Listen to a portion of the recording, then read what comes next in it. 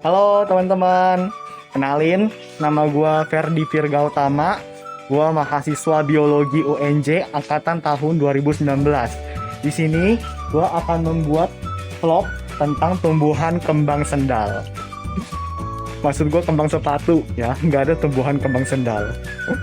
Nah jadi ini adalah tumbuhan kembang sepatu ya, atau nama lainnya itu nama latinnya Hibiscus rosa sinensis ya. Saya juga kurang paham ya kenapa disebut tumbuhan kembang sepatu, karena kalau dilihat dari bentuknya ya ini memang kembang sih, tapi kalau sepatu ya yang kayak begini tuh bukan sepatu teman ya, karena mirip-miripnya dengan sepatu ya. Jadi di sini gue akan menjelaskan mengenai morfologinya dulu dari Hibiscus rosa sinensis ya. Kita akan mencari tempat yang cocok, yuk. Nah, jadi memang cukup banyak ya keanekaragaman gen untuk tumbuhan Hibiscus rosa sinensis di rumah gue ini ya. Nah, ini adalah daun dari tumbuhan kembang sepatu ya. Nah, kalau teman-teman lihat ya, daun ini dia dari tepi daunnya dulu ya, tepi daunnya. Nah, ini tepi daunnya itu dia bercangap ya, bercangap tidak rata ya, tidak rata atau bercangap. Nah, ujung daunnya dia meruncing ya, meruncing. Jadi runcing dan meruncing itu beda teman-teman ya. Kalau ini namanya meruncing. Kemudian ini tulang daunnya ini menyirip. Lalu ini adalah tangkai daunnya teman-teman ya, tangkai daunnya berwarna hijau. Dan ini ada ibu tangkai daunnya. Dan yang perlu teman-teman tahu ya, ini bukanlah daun majemuk ya. Mengapa? Karena memang di ujungnya ini dia memiliki kuncup bunga ya. Jadi bunganya adalah bunga terminalis teman-teman ya. Dan walaupun ada beberapa juga bunga yang apilaris ya, artinya bunganya ini tumbuh di ketiak daun ya. Nah, selanjutnya baik itu tangkai daun maupun ibu tangkai daunnya ya, ibu tangkai daun atau anak tangkai daunnya itu berwarna hijau tua ya, berwarna hijau tua. Dan ada beberapa yang berwarna hijau muda teman-teman ya. Nah, selanjutnya kita beralih ke batangnya. Nah, ini adalah batang dari tumbuhan kembang sepatu ya. Ini adalah batang yang cukup tua ya, karena memang tumbuhan ini tuh sudah ada ketika saya tuh masih kelas 1 SD teman-teman ya. Sekarang saya sudah berumur 20 tahun, jadi memang cukup lama sekali tumbuhan ini sudah ada di rumah saya. Jadi memang umur dari tumbuhan ini tuh cukup panjang ya. Nah, kalau teman-teman lihat ya, batang dari tumbuhan ini percabangannya ada di dikotom ya, percabangannya adalah dikotom. Kemudian banyak sekali bekas-bekas daun ya. Nah, permukaan batangnya ini memang cukup kasar ya, permukaan cukup kasar, banyak bintil-bintil. Nah, nih banyak bintil-bintil, cukup kasar ya. Dan ini adalah percabangannya yang bersifat dikotom ya. Lalu selanjutnya saya akan menjelaskan tentang bunganya. Ayo simak. Nah, jadi ini adalah bunga kembang sepatu ya. Bunganya berwarna kuning cerah. Jadi warna ini memang digunakan untuk membantu atau mendukung dari polinasi atau penyerbukan teman-teman. Nah, kenapa? Bisa kita lihat dulu. Ini adalah kelopaknya ya, kelopaknya yang di bawah ini yang berwarna hijau ini. Nah, hijau, kelopaknya ini berjumlah 5. Kemudian mahkotanya yang berwarna kuning ini, yang berwarna kuning cerah juga berjumlah 5 ya. Lalu bila teman-teman lihat ya, apakah terlihat? Nah, di sini putiknya itu terletak di atas dari anter, di atas benang sari ya. Padahal kan seharusnya benang sari jatuh di atas putik kan ya, untuk terjadi polinasi ya, sedangkan ini putiknya berada di atas ya. Jadi cukup sulit untuk terjadi polinasi. Oleh karena itu dibutuhkan bantuan dari polinator ya, karena memang putiknya ini terletak di atas anter ya, di atas benang sari ya. Nah, itulah salah satu tujuan kenapa bunga ini memiliki warna yang cerah, untuk membantu mendatangkan polinator ya. Nah, ini bisa dilihat, ini adalah putiknya. Putiknya ini berada di atas anter, kemudian ada anter, stamen ya. Stamen itu kan terdiri dari anter dan tangkai anternya ya. Nah, di dalam anter itu ada namanya polen atau serbuk sari. Ya, nah apabila serbuk sari ini menempel di atas putik, maka terjadilah polinasi. Nah, di sini juga bisa dilihat ya tangkai putiknya yang cukup panjang. Ya, yang cukup panjang. Nah, ini putiknya ini kayak bengkok gitu ya teman-teman ya, bengkok.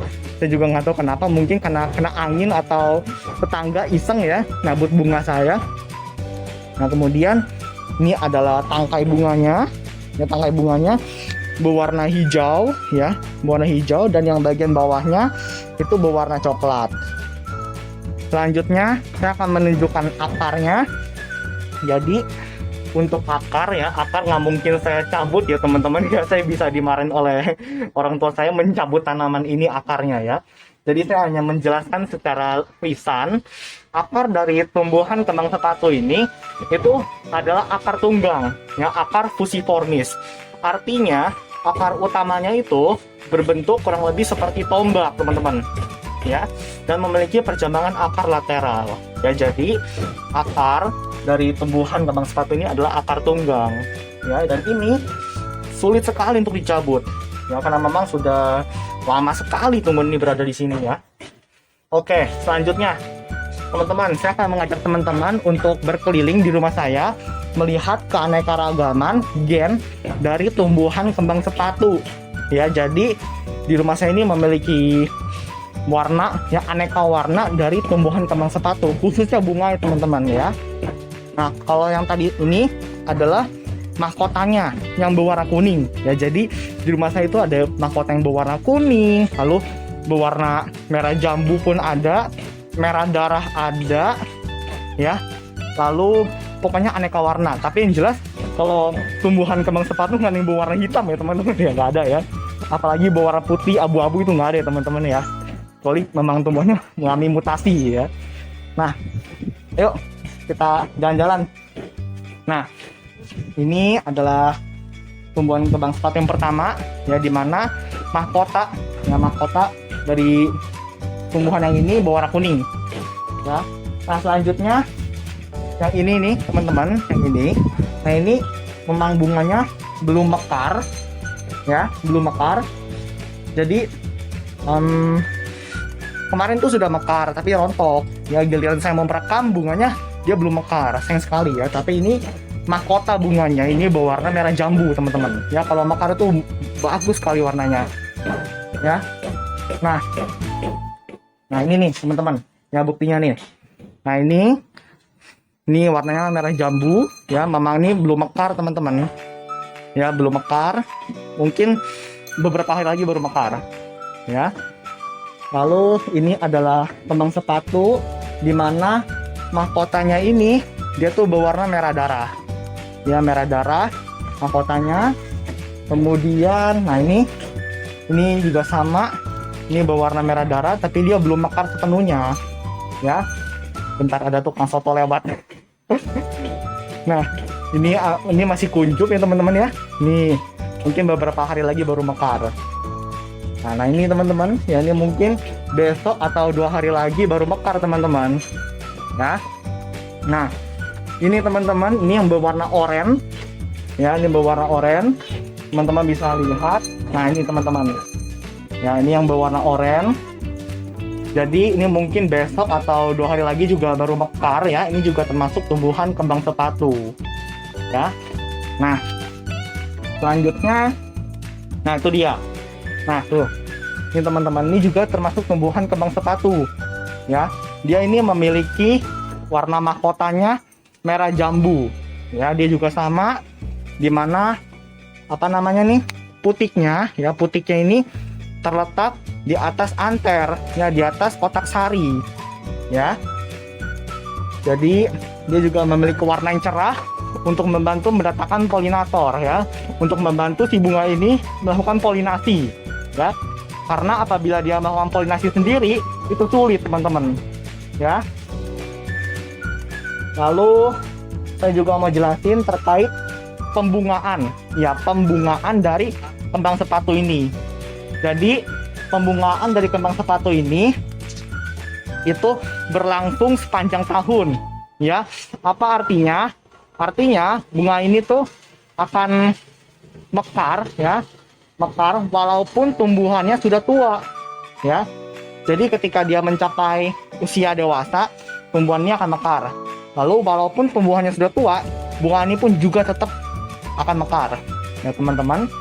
Lalu bunganya ini tuh akan mekar 1-2 hari, ya. Setelah itu baru rontok. Nah, walaupun rontok, tetapi bunga ini tuh rontoknya ya akan memberikan nutrisi ke lingkungannya, teman-teman. Ya, keren sekali ya.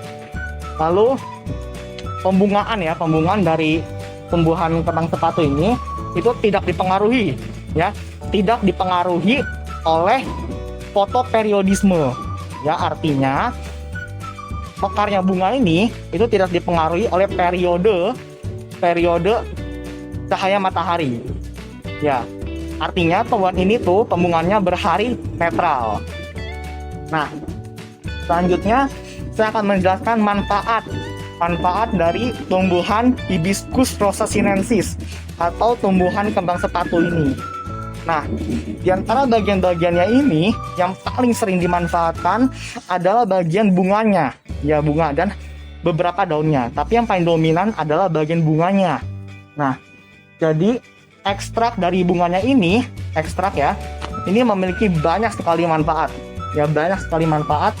Misalnya dapat digunakan sebagai antioksidan, ya, antibakteri, kemudian dapat menyuburkan rambut, lalu dapat meningkatkan imunitas juga, ya, kalau diminum. Lalu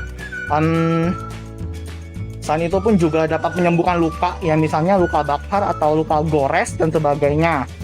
Kemudian ekstrak tumbuhan ini pun juga dapat menurunkan tekanan darah tinggi atau hipertensi, dan tentunya dapat juga digunakan sebagai vitamin, ya, karena memang mengandung metabolit sekunder yang cukup penting untuk tubuh, ya. Jadi banyak sekali manfaat dari tumbuhan kembang sepatu ini, khususnya ekstrak dari bunganya.